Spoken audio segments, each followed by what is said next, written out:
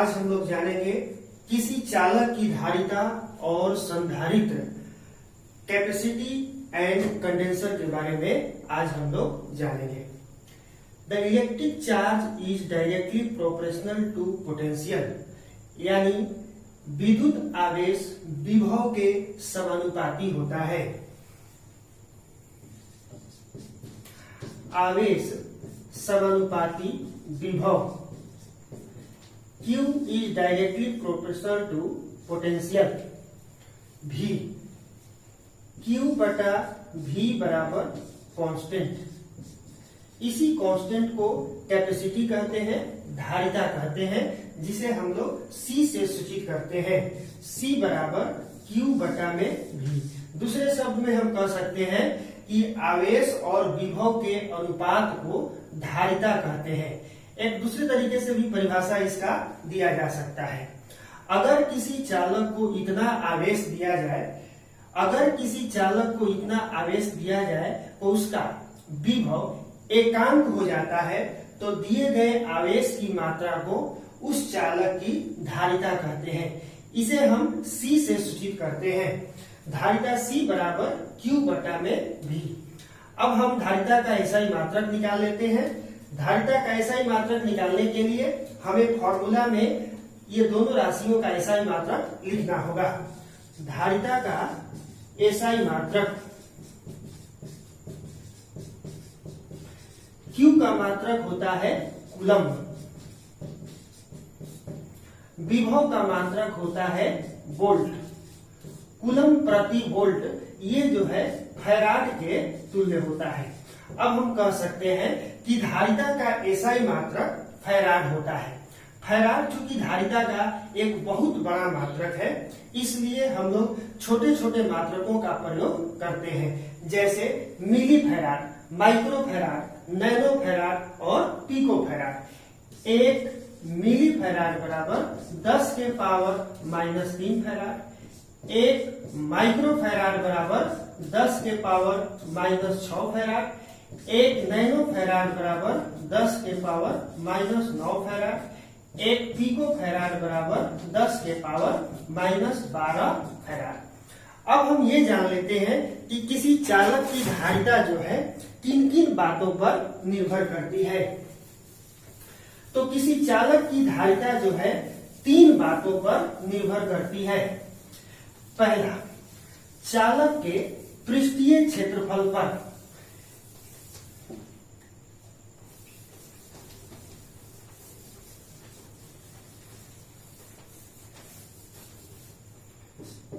चालक के पृष्ठीय क्षेत्रफल पर, सरफेस एरिया या एरिया ऑफ कंडक्टर। दूसरा, चालक के आसपास माध्यम के, चालक के आसपास के माध्यम पर। और तीसरा, चालक के नजदीक, चालक के नजदीक किसी अन्य चालक की उपस्थिति पर, अन्य चालक की उपस्थिति पर। अब हम तीनों के बारे में बारी बारी से जान लेते हैं कि किसी चालक का धारिता जो है चालक के पृष्ठीय क्षेत्रफल पर किस तरह से निर्भर करती है। अगर हम धारिता को C मान लेते हैं और पृष्ठीय क्षेत्रफल को A मान लेते हैं, तो धारिता C जो है पृष्ठीय क्षेत्रफल A के समानुपाती होता है। इसका मतलब ये हुआ कि अगर चालक का पृष्ठीय क्षेत्रफल अधिक होता है तो धारिता अधिक होती है। अगर चालक का पृष्ठीय क्षेत्रफल कम होता है तो उसकी धारिता कम होती है। दूसरा, चालक के आसपास के माध्यम पर। किसी चालक के आसपास हवा या निर्वात को छोड़ करके कोई दूसरा परावैद्युतांक माध्यम हो तो चालक की धारिता जो है बढ़ जाती है, यानी C समानुपाती एप्सिलॉन। तीसरा पॉइंट है चालक के नजदीक किसी अन्य चालक की उपस्थिति पर। किसी चालक की धारिता जो है कम होती है जब उसके नजदीक में कोई दूसरा चालक नहीं रहता है तब। अगर किसी चालक के नजदीक में कोई दूसरा चालक को रख दिया जाता है तो पहले चालक का विभव घट जाता है, जिसके चलते उसकी धारिता बढ़ जाती है। अगर दूसरे चालक को भूतृत कर दिया जाए, भूतृत का अर्थ होता है पृथ्वी के साथ संपर्क करा दिया जाए, तो पहले चालक की धारिता और बढ़ जाती है। तो इस तरह से हम देख रहे हैं कि 3 पॉइंट्स हैं जो चालक की धारिता को परिभाषित करते हैं: क्षेत्रफल पर, आसपास के माध्यम पर, और चालक के नजदीक कोई अन्य चालक की उपस्थिति पर। अब हम लोग जानेंगे संधारित्र के बारे में, कंडेंसर के बारे में।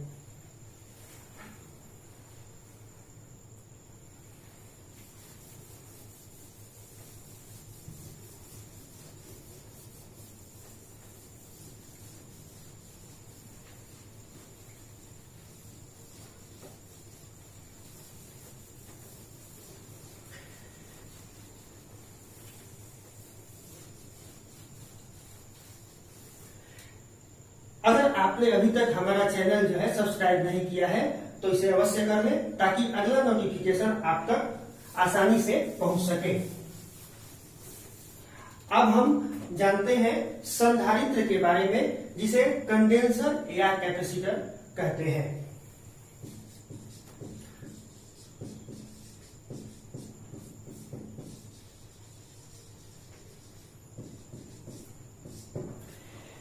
अगर हम आपसे ये पूछे कि किसी चालक की धारिता जो है आप कैसे बढ़ा सकते हैं, तो आपका सीधा जवाब होगा कि चालक के पृष्ठीय सतह के क्षेत्रफल को बढ़ाकर। क्योंकि अगर क्षेत्रफल ज्यादा रहेगा तो आवेश की मात्रा ज्यादा होगी, और आवेश की मात्रा ज्यादा होगी तो धारिता का मान ज्यादा होगा। लेकिन एक बात को याद रखेंगे हम लोग, प्लीज चैनल को लाइक, शेयर एंड सब्सक्राइब करें। आगे आप लोग को इस चैनल पर बहुत सारे फिजिक्स एंड मैथ्स के टॉपिक क्लियर होंगे। जब तक कि लॉकडाउन कम खुलता नहीं है तब तक आप लोग को मिलता रहेगा।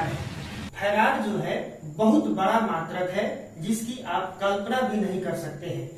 एक फैराड का मतलब होता है, एक फैराड कैपेसिटी का मतलब होता है पृथ्वी की त्रिज्या के 1.5 गुना साइज का गोलीय चालक। आप कल्पना कर सकते हैं कि पृथ्वी की त्रिज्या के 1.5 गुना, जो संभव नहीं है, इट इज वेरी डिफिकल्ट।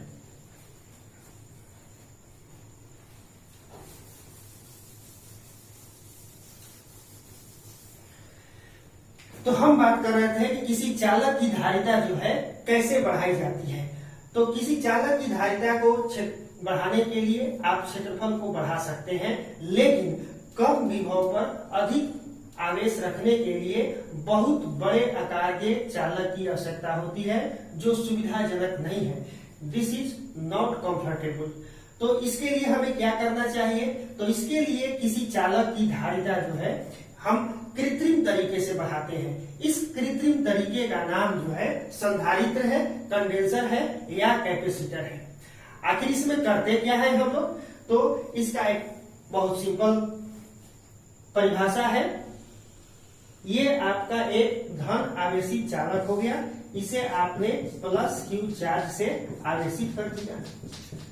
इसके नजदीक हम कोई एक दूसरा चालक रख देते हैं। इस चालक का नाम रख देते हैं x और इसका नाम रख देते हैं y। जब इसके नजदीक हम कोई दूसरा चालक को रखेंगे तो यहाँ पर एक क्रिया होती है प्रेरण, इंडक्शन। इंडक्शन के चलते इस चालक के नजदीक वाले साइड पर निगेटिव चार्ज और दूर वाले साइड पर पॉजिटिव चार्ज उत्पन्न होते हैं। अगर दूसरे प्लेट को, इस दूसरे चालक को आप अर्थिंग कर देते हैं, भूधृत कर देते हैं, पृथ्वी के साथ संपर्क कर देते हैं, तो इसका पॉजिटिव चार्ज जो है, इसका पॉजिटिव चार्ज पृथ्वी के अंदर चला जाता है और कंप्लीटली इस पर माइनस चार्ज बच जाता है। इस तरह से इसका विभव घट जाता है और इसके विभव घटने से इसकी धारिता जो है बढ़ जाती है। इसी व्यवस्था का नाम जो है संधारित्र है। तो संधारित्र की परिभाषा हम इस तरह से दे सकते हैं कि किसी चालक की धारिता कृत्रिम तरीके से बढ़ाई जाती है। इसमें दूसरे प्लेट को या दूसरे चालक को भूतरित कर दिया जाता है।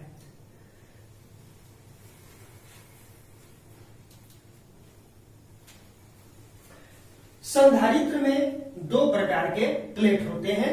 एक आप प्लेट देख रहे हैं एक्स और दूसरा प्लेट है वाई। पहले प्लेट को कहते हैं संग्राहक प्लेट, कलेक्टिंग प्लेट।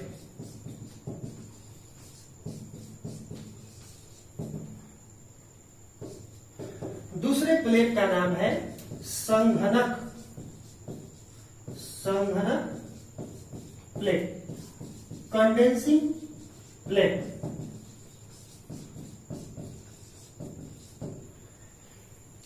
संग्राहक प्लेट इस आकृति में आप देख रहे हैं कि प्लेट एक्स को हमने आवेश दिया है और प्लेट वाई को अर्थिंग किया है, भूतरित किया है।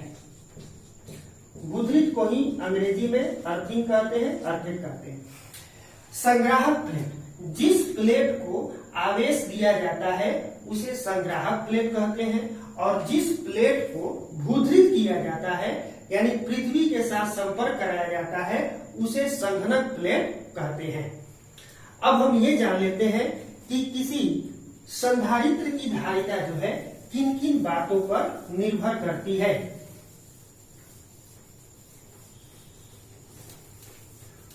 तो इसका जवाब ये है कि किसी संधारित्र की धारिता जो है तीन बातों पर निर्भर करती है।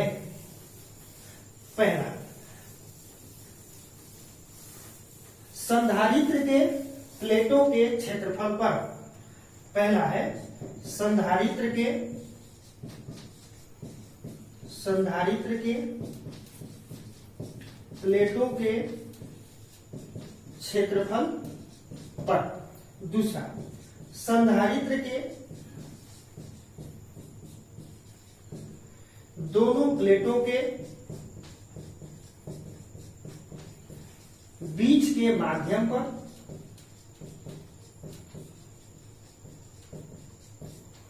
और तीसरा, संधारित्र के दोनों प्लेटों के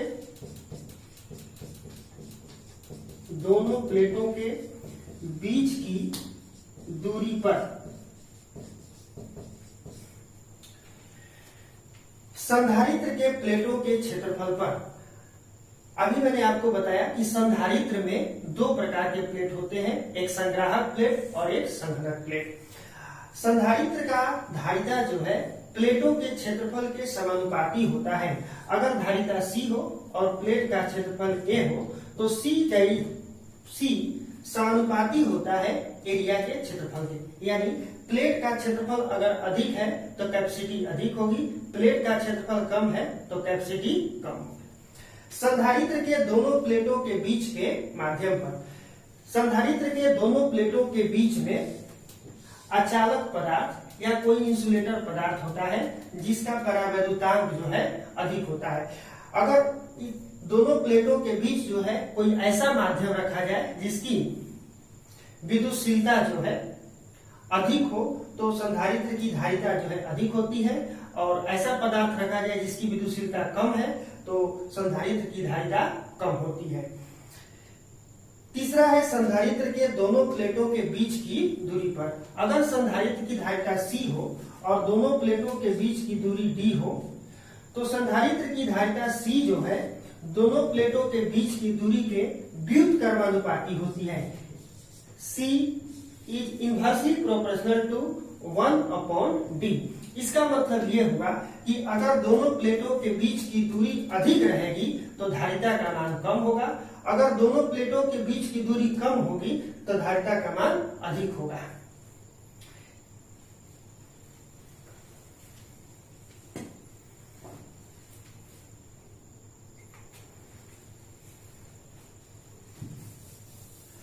अब हम लोग ये जान लेते हैं कि संधारित्र जो है कितने प्रकार के होते हैं। तो ज्योमेट्रिकल शेप्स के आधार पर संधारित्र को तीन भागों में बांटा गया है। पहला, समानांतर प्लेट संधारित्र। समानांतर प्लेट संधारित्र। दूसरा गोलीय संधारित्र। तीसरा बेलनाकार संधारित्र।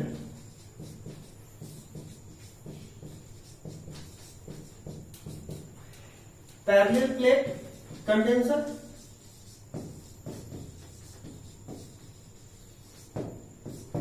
स्फेरिकल कंडेंसर और सिलिंड्रिकल कंडेंसर।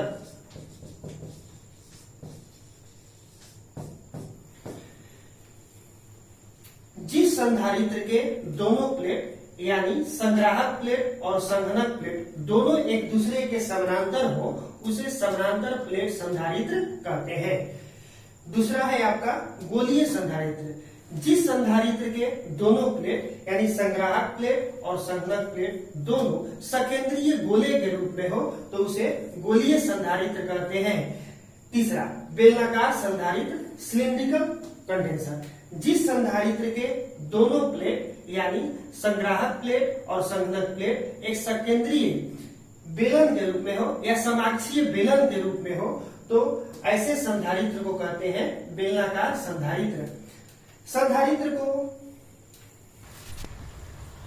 एक दूसरे बच्चे को इस वीडियो को शेयर करें ताकि सारे मेरे स्टूडेंट्स को ये वीडियो पहुंच जाए और उनकी पढ़ाई में कोई कमी ना हो। Thank you.